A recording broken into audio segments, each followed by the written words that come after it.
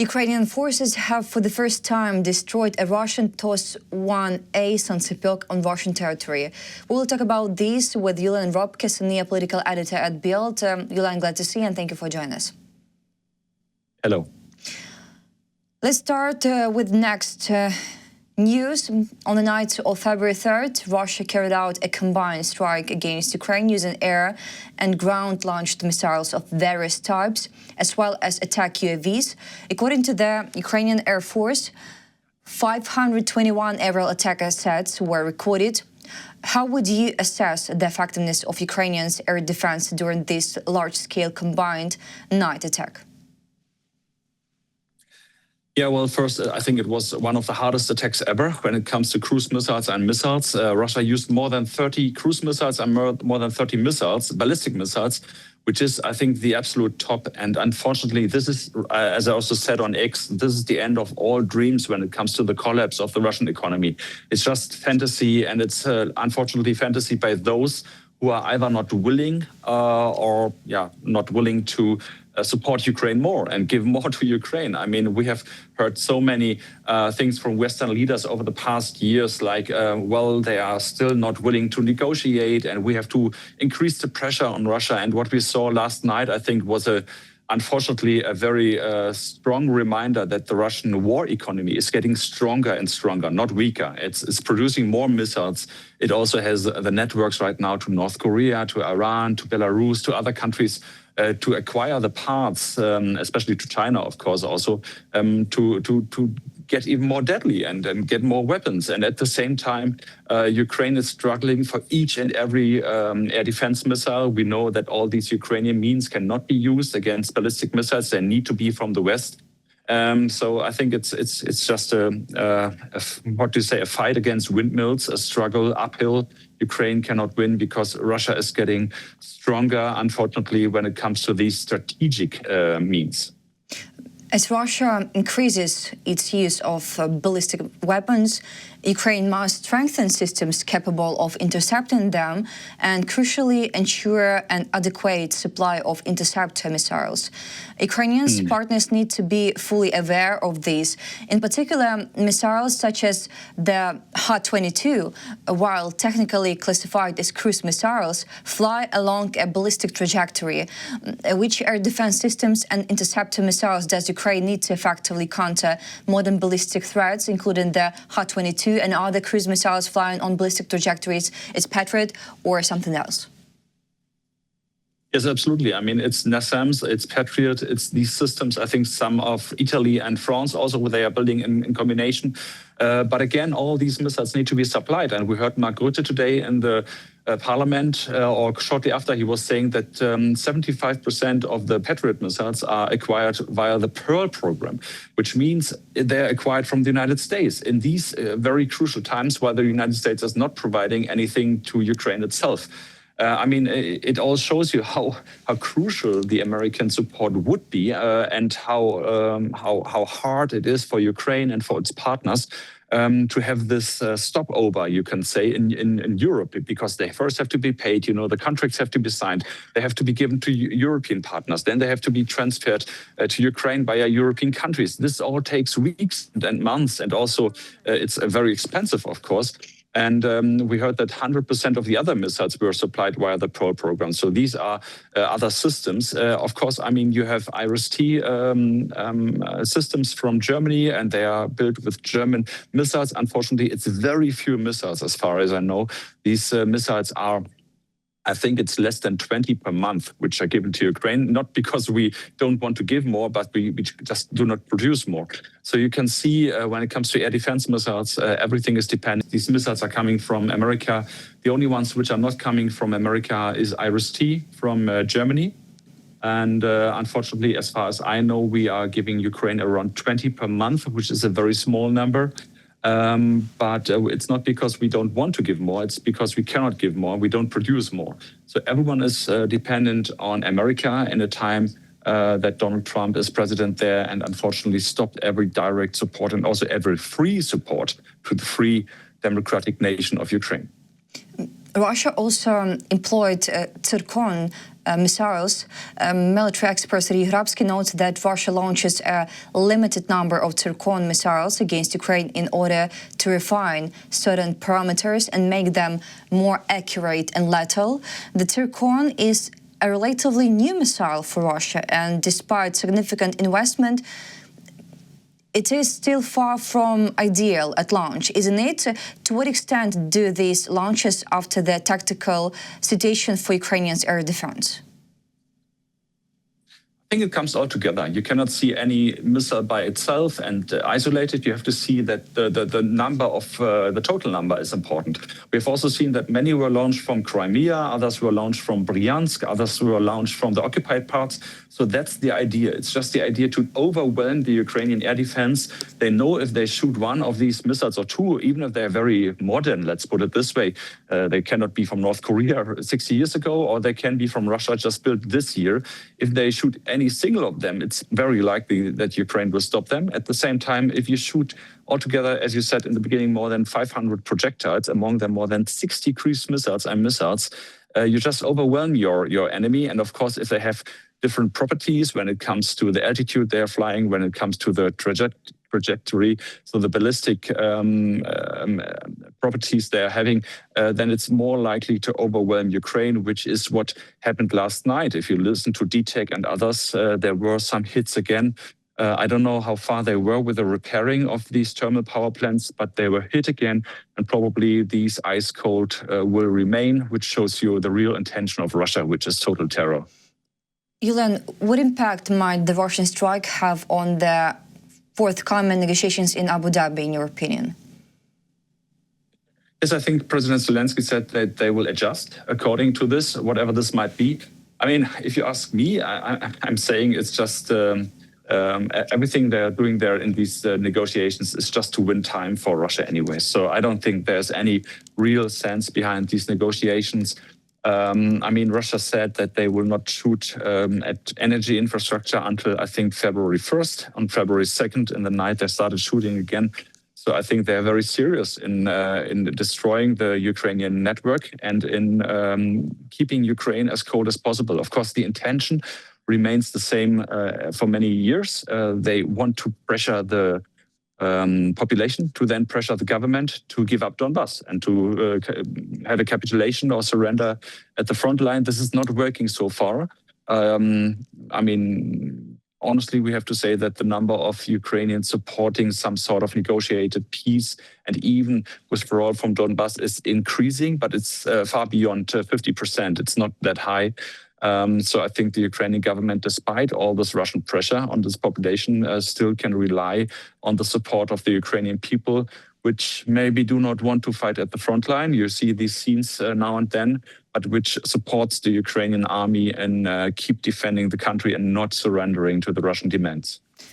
So about front line, regarding Ukrainian strikes strictly against military targets, on February 3rd, on the temporarily occupied territory of Zaporizhia region near Kamysh-Zarya, an enemy training center for drone operators and FPV, a drone production facility, was struck. According to the General Staff of the Armed Forces of Ukraine, what tactical and strategic effects can be expected from the destruction of a training center and FPV drone production facility in Kamysh-Zarya? Yes, I think it's two different things. First, if you destroy drone schools and drone pilots, this has an effect because they cannot replace these pilots very quickly. They need to sign new contracts with new soldiers. They have to go through the education and so on. So that's quite crucial, I would say. That's why both sides are hunting for the pilots of the other side. And of course, if you can hit 20 or 30 or 50 pilots together in one room, that's better than hitting 50 different teams. So that's I think, something Ukraine has to do more to achieve some sort of slowdown in the Russian drone offensive. When it comes to this FPV production facility, I mean, you know this from Ukraine. You can produce these little drones in every cellar, in every basement. You can produce them in every backyard. So I don't think Russia has a very substantial production in the occupied territories. I think most of the production is in Russia, in the big factories far away from Ukraine. So yes, I mean, of course, FPV drones are being assembled and being militarized. You know that you have the civilian drone if you want so, then you have the RPG-7 or some other projectile, which is then put under the drone. I think this happens close to the front line, maybe also surely in the occupied territories. So you can have a little effect there. But again, as long as the big Russian drone factories are working in Russia, I mean in real Russia, not in wannabe Russia, then you cannot really disrupt the production. And Julian, I see that Russian forces used the Röpcke drone for the first time as a carrier for an FPV drone. This was reported by military radio technology specialist and defense ministry advisor Sergei Bekstresnov, call sign Flash.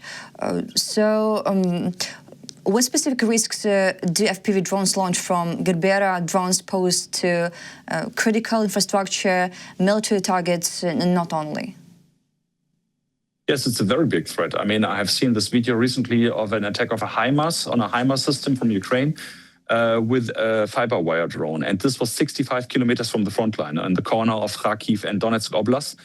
I still don't know how they did this. If they really had a 60-kilometer cable, this would be one explanation. And the other explanation would be the one you just said, that you have motherships, mother drones, which are flying normally, I don't know, 50 kilometers, 70 kilometers, and then releasing these little drones. I have not seen so far FPV fiber wire drones released from motherships, but I think it's just a question of time. It's for sure.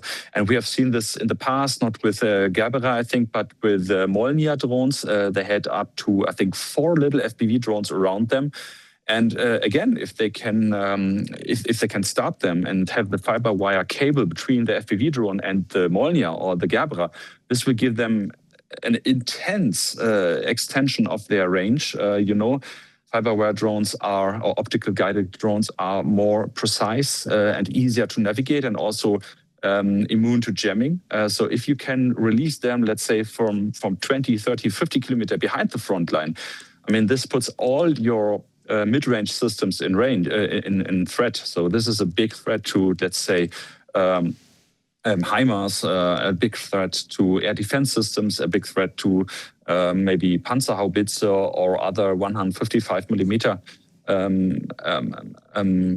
artillery pieces, which are normally out of range for these 20 to 30 kilometer fiber wire drones. So again, as soon as you can use a reconnaissance or attack drone as a mothership for fiber wire or other FPV drones, I think it becomes very dangerous, because then suddenly you are under big threat of getting attacked very precisely, very far behind the front line.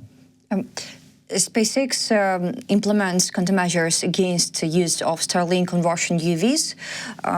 And to what extent does depriving Russian drones of Starlink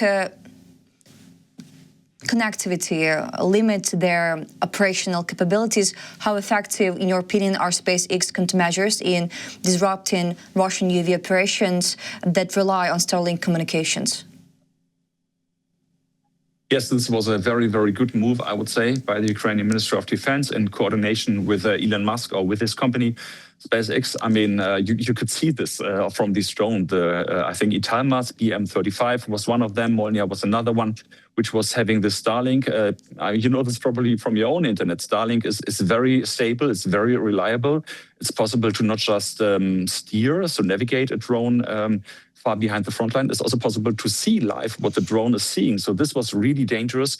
I've seen this myself last time when I was in Ukraine, near Pokrovsk area, when a Ukrainian military truck was hit more than 50 kilometers from the front line. And it was very precisely hit by the Russian drone. I don't know if it had used Starlink, but as soon as they use the sort of internet and the more stable the connection, the better, they can, of course, target single moving trucks or even airplanes on the ground, or even preparations for drones. You know, with other drones, you are like Shahed, you are relying on coordinates which you type into the navigation system of the drone. But just imagine, I mean, you could last minute say, okay, there's a better target around Kiev. Then we fly somewhere else. This would be a big, big threat. And I'm really happy that the Ukrainian army and SpaceX had this agreement of 90, I think there were different reports, 90 to 75 kilometers per hour, which is the maximum speed Starlink may travel, so it gets connected. I heard that there will be a special contract for Ukrainian drone operators and Ukrainian brigades. I think this is going to be very hard because, from my knowledge, many Ukrainian soldiers are not having Starlink via the brigades, but are having this privately. They're using their private money to have a private contract with Starlink. Many cars have this. I have seen from the Ukrainian army. So this is going to be really tough, I think, when it comes to communication, because either all Ukrainian soldiers are registering their drones via the brigade, so they can have Starlink while they are driving, or you will have a negative impact because many vehicles are driving more than 75 or 90 kilometers per hour, of course. And then in this time, it is really important for the Ukrainians to have the internet access. I know this from myself near the front line. You know, you get live data the whole time. Where are the Russian drones? What kind of Russian drones are in the area? Will they attack us? And they need internet. They absolutely need Starlink and other possibilities to move fast from A to B. So this has to be established, of course, so that only the Russians are suffering from these regulations and restrictions, and not also the Ukrainian army. Mm-hmm. So, dear viewers, please share your comments. Your opinion matters to us. And in the Donetsk region, on the temporarily occupied territory near the settlement of Baranivka, an enemy electronic warfare station was hit. In general, how critical is the destruction of electronic warfare station for the enemy's ability to coordinate operations and intercept Ukrainian drones, and also something else? Yes, of course. I mean, destroying every single electronic warfare system is important. And maybe you are just as surprised and baffled as me how many systems have been destroyed by the Ukrainian army and how many the Russians still have. I mean, I saw probably myself, at least in videos from the Ukrainian army, the destruction of maybe, I don't know, 500 to 1,000 Buk and Tor and Strela systems, and still there are more. I mean, it's unbelievable to imagine that still there is a big many layers of air defense. That's why you were talking in the beginning about this video from, I think, Belgorod Oblast, the TOS-1A. Yeah. And there was also a Buk system near Vovchansk, which was destroyed on the other side, 27 kilometers inside Russia. So either the numbers we had were wrong and Russia had thousands and thousands of these systems, or, and this is also possible, I saw this from Ukrainian reports, that they are just building them right now. Not so many, of course, not every day, but it's possible that they are building new S-300, S-400 Buk and other systems and of course all these little electronic warfare systems you were mentioning, all these radars, all these communication disruption systems, they're building them every day. So I think we just have to adapt to the reality and accept reality that so far neither Western sanctions nor Ukrainian strikes are disrupting Russian war economy. It's growing and it's getting stronger, just as, by the way, Ukrainian economy is getting stronger when it comes to war-related means. But Russia has many more means. As you know, every target beyond 1,000, 1,500 kilometers away from Ukraine is totally immune, or mostly immune, until you have something like Operation Spiderweb to Ukrainian strikes. So, I mean, the reality is really Russia is getting stronger, not weaker. And everyone has to see this. Ukraine has to see this. I don't know how much they can do about it, but the West has to see this, that all our sanctions, all our attempts to separate Russia from China and from India, they're not working so far. So we have to think of something new. Julian, you mentioned Solntsepyok, and really it was also reported that Ukrainian defense forces struck concentrations of enemy personnel near the settlement of Terebrina in Russia's Belgorod region. And moreover, for the first time since the start of the war, Ukrainian forces destroyed TOS-1A Solntsepyok, heavy flamethrower system on Russian territory. How significantly do strikes on enemy troop concentration, and not only in Belgorod region, in Kursk region, affect Russia's operational capabilities near the border? Yeah. Yes. I mean, Russia has made absolutely clear that they are attacking all along the border. It's not only in the front line, you know, but they're always trying to see weaknesses, to see villages which are maybe not so well defended, and then have their so-called buffer zone, which is nonsense, of course. It's just invasion. But still, they call this buffer zone, and it goes along the entire border, from up in Sumy and Chernihiv, closer than to Kharkiv and all the other areas. So first, yes, striking Russia everywhere on the other side of the border is absolutely legal, and it's necessary because Russia will use these weapons, not in Donbass, not in Zaporizhia or in Kherson, where they're next to the regions, but they will attack and try to invade Ukraine in Chernihiv and Sumy and Kharkiv, as you just see this happening every day.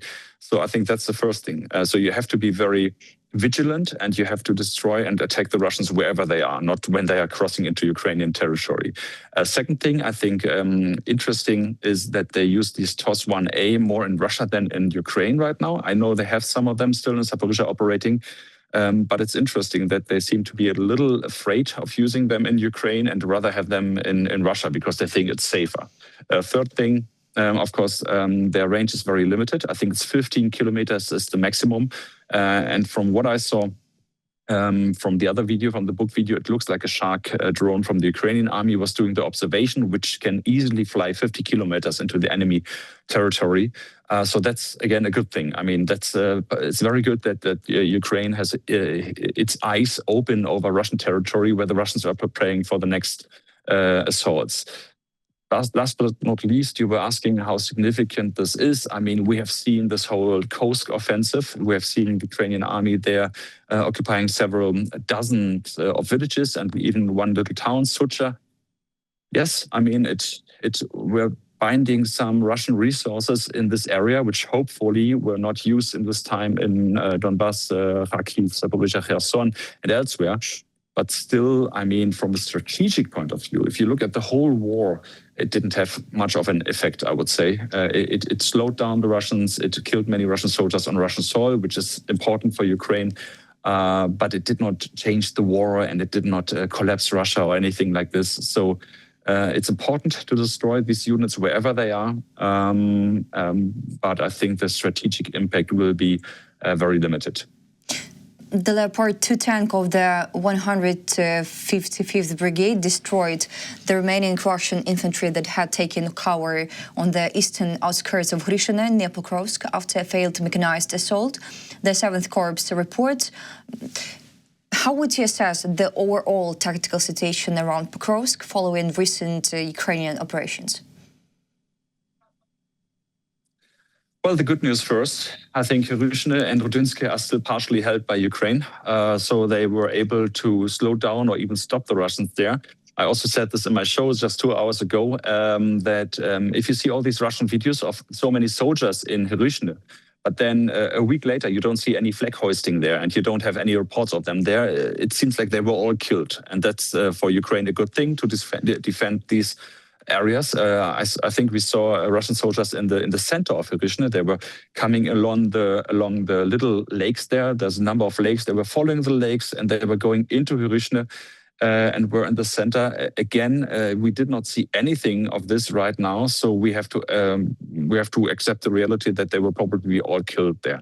At the same time, I think I said this already last time, Pokrovsk is getting a major foothold for the Russian military. You can see this. It's big columns going in there.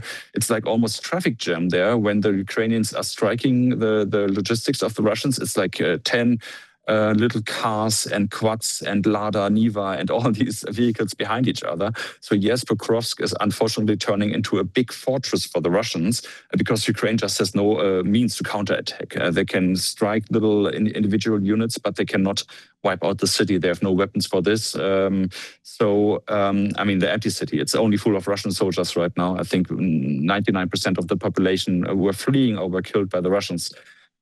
So yes, this is the problematic situation there. So you have the big cities, both Myrnograd and Pokrovsk, 90%, I think, both under Russian control. You can even see this on the deep state map, which is very realistic in this regard. And at the same time, you have Ukrainians on the outskirts, so trying to defend, as I said, the former suburbs. And I think it's extremely important that they are defended, because otherwise you have the Russians moving forward, after Röpcke. I think Bilan or Bilecka is the next, then Dobropilya, then Bilan. So they would move town after town and would try to create a southern flank or a southwestern flank, even for Slavyansk and Kramatorsk. And the Ukrainian army has to deny this. I think that's very important, especially after the loss of Siversk, Unfortunately, as you know, the commander of the 54th Brigade was punished for giving wrong assessments about the situation to the general staff, but they are sort of at least slowly, unfortunately, moving forward west of Siversk. And this is a situation which is very dangerous for the big cities, the big two cities still under Ukrainian control. So they have to stop the Russians wherever possible, because, as you know, Ukraine does not want to give Donbas for free to the Russians. So it would be much worse if they lose Donbas on the battlefield, because then the Russians will want something else for a ceasefire. So it is important to keep these cities, keep Donbas as a bargain to have a better negotiation situation against the Russians. Mr. Röpcke, thank you so much for this important and, as always, interesting conversation. Thanks for supporting Ukraine and Ukrainian people. Julian Röpcke, senior political editor at BILD, was with us today. Please share this interview and continue supporting Ukraine. See you. Thank you.